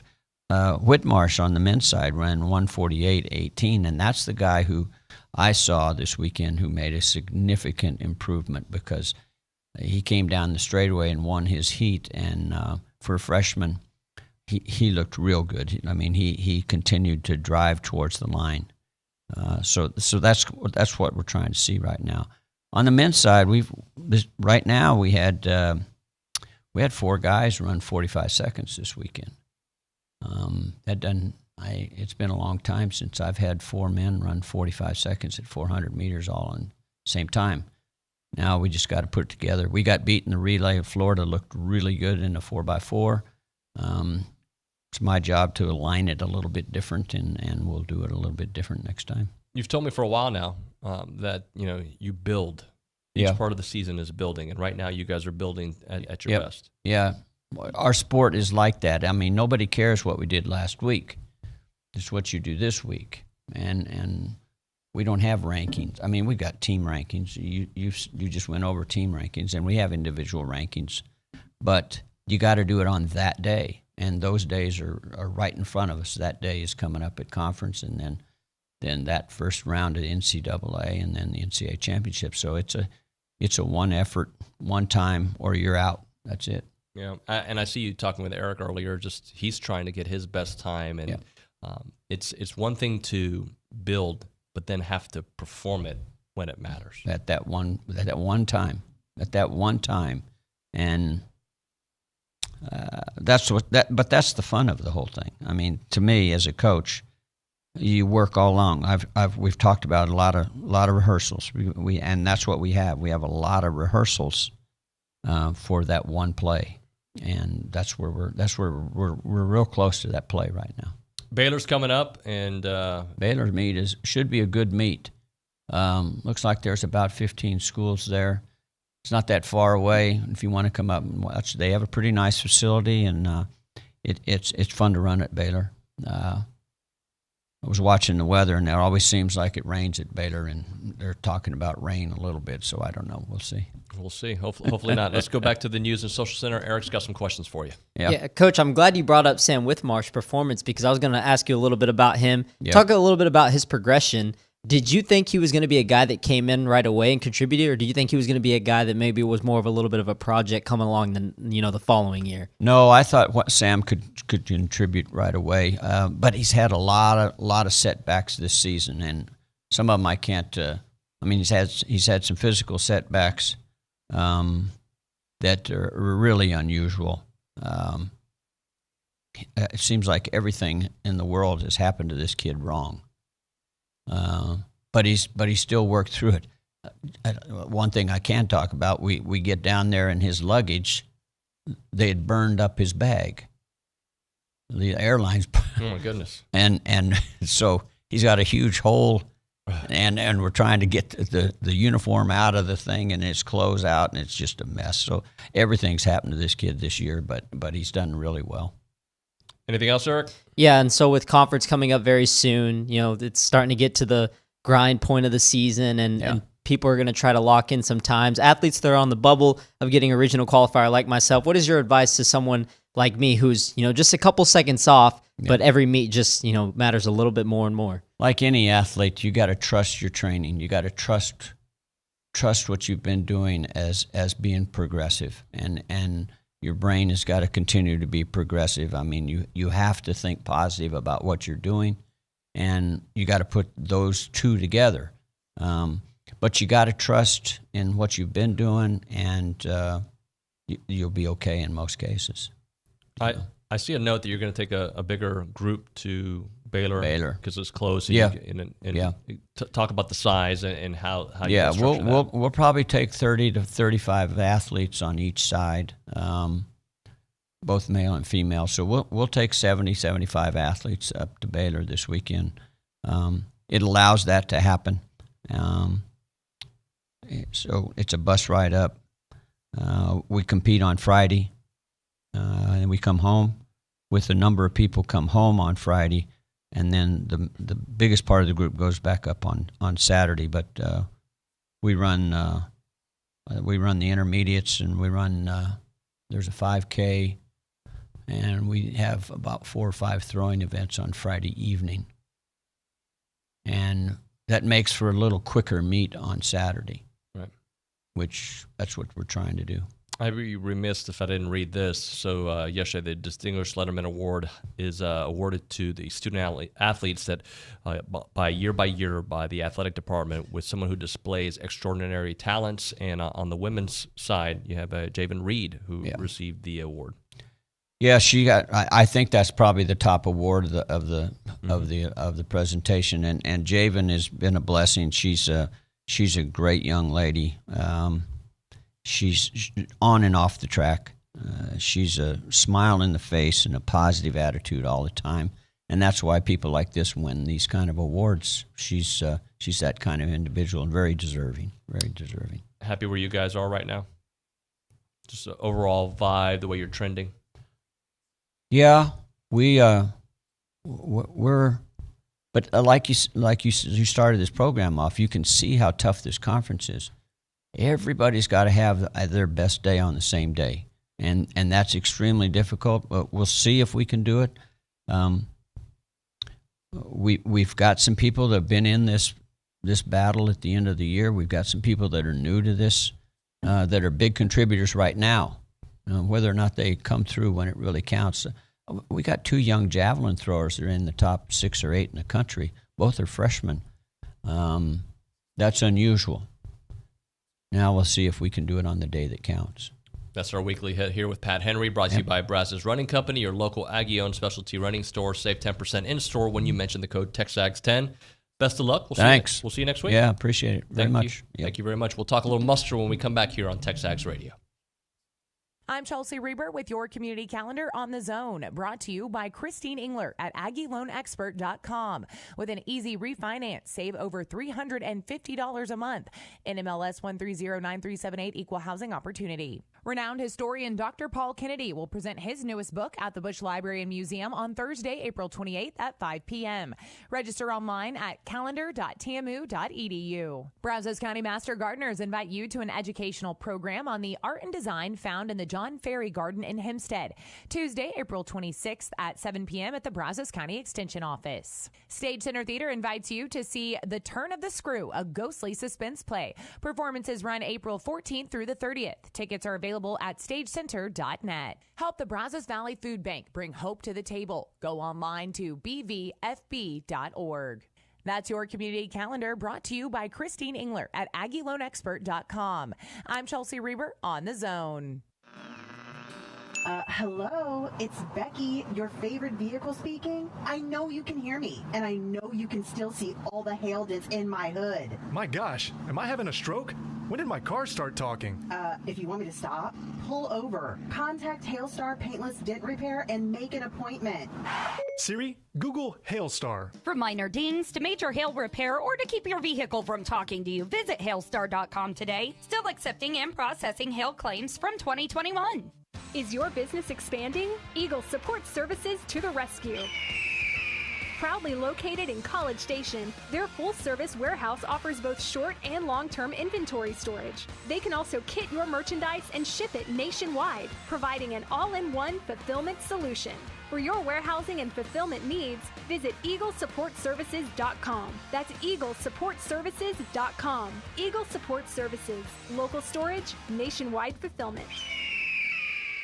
Property tax statements. We all receive them, but at times we need an expert to help appeal our assessment.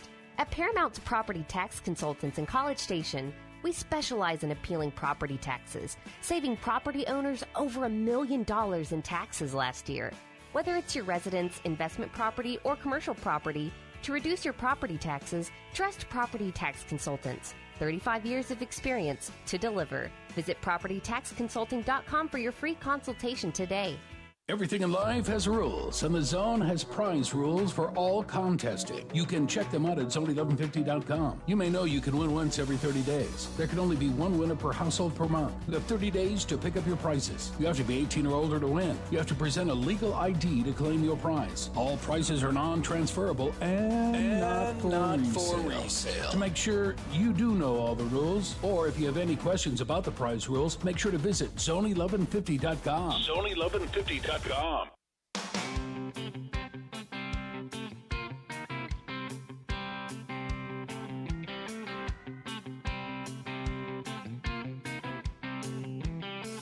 I'm a hard-working man. All right, we're back. TexAgs Radio, presented by David Gardner's Jewelers here in the Rollo Insurance Studio. So we got muster just a couple of days away, and the Brazos County A&M Club is having their muster event at the Brazos County Expo Center Thursday. Doors open at 5:30 with dinner starting at 6 o'clock. You can get your tickets right now.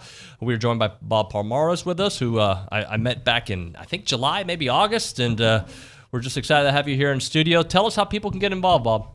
Well, thank you. Thank you for having us, and thank you for continuing to promote a lot of the really rich traditions that we have at A&M. The primary goal of the Brazos County A&M Club is threefold. One is to continue to remember and promote the traditions that we have, to continue to provide service to the community and to the A&M University, and to raise money for scholarships for kids all over the place. So we appreciate that. The Brazos County A&M Club is holding its muster this coming Thursday, April 21st, at the Brazos County Expo.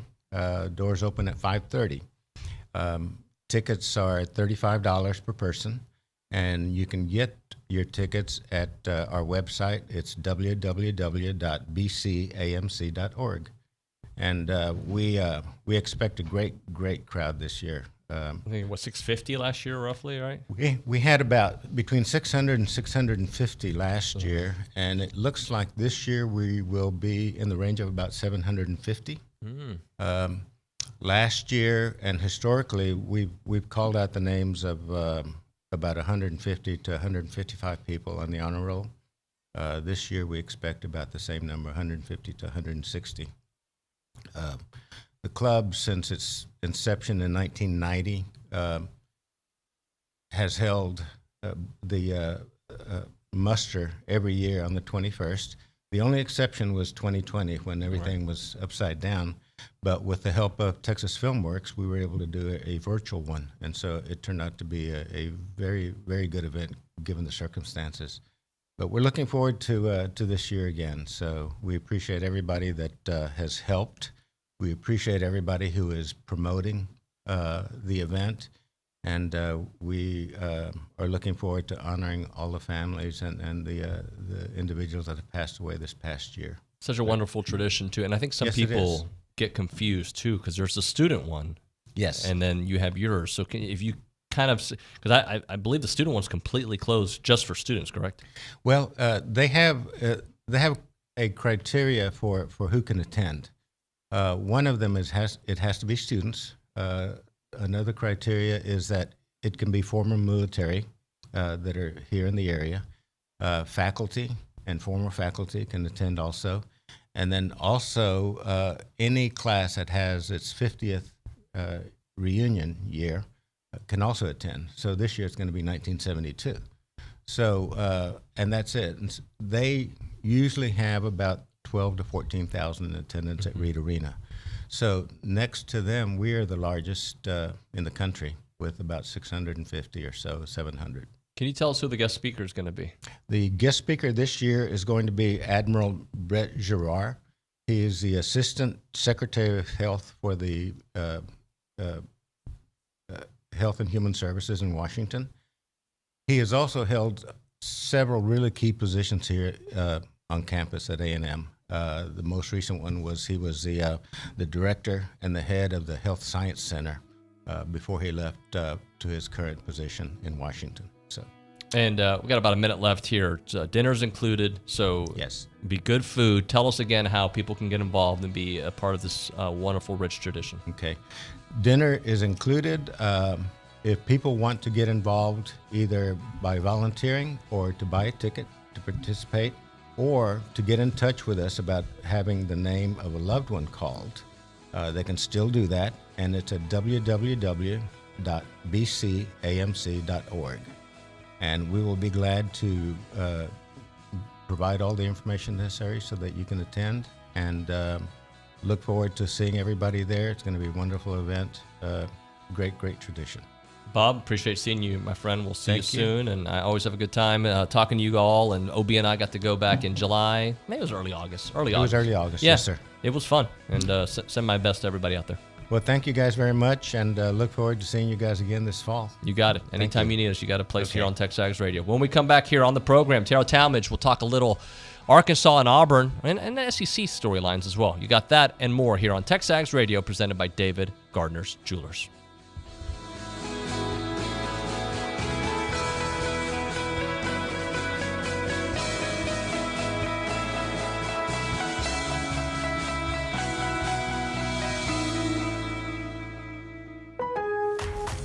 happiest spring starts with Lowe's, because SpringFest is happening now to help get you everything you need to celebrate the season. Come on into Lowe's and save on select appliances. Right now, you can get free basic install via rebate with purchase of select items $5.99 or more. We're celebrating spring with more fun and more savings. Create a season full of happiness at Lowe's. Home to any budget, home to any possibility. Excludes Connecticut and Rhode Island. Appliance offer restrictions and other fees may apply. See store for details while supplies last. There is a weekend in July where the baseball world revolves around a village in upstate New York. Baseball Hall of Fame induction weekend in Cooperstown is an unforgettable experience full of family-friendly activities and priceless moments. Make your plans today for July 22nd through 25th for the induction of Bud Fowler, Gil Hodges, Jim Cott, Minnie Minoso, Tony Oliva, Buck O'Neill, and David Ortiz as the class of 2022. Visit baseballhall.org today. Want to listen online? Not sure of the prize rules? Would you like to learn more about your favorite host? Go now to Zone1150.com. Zone1150.com. This is KZNE College Station Bryan. Aggieland's home for sports.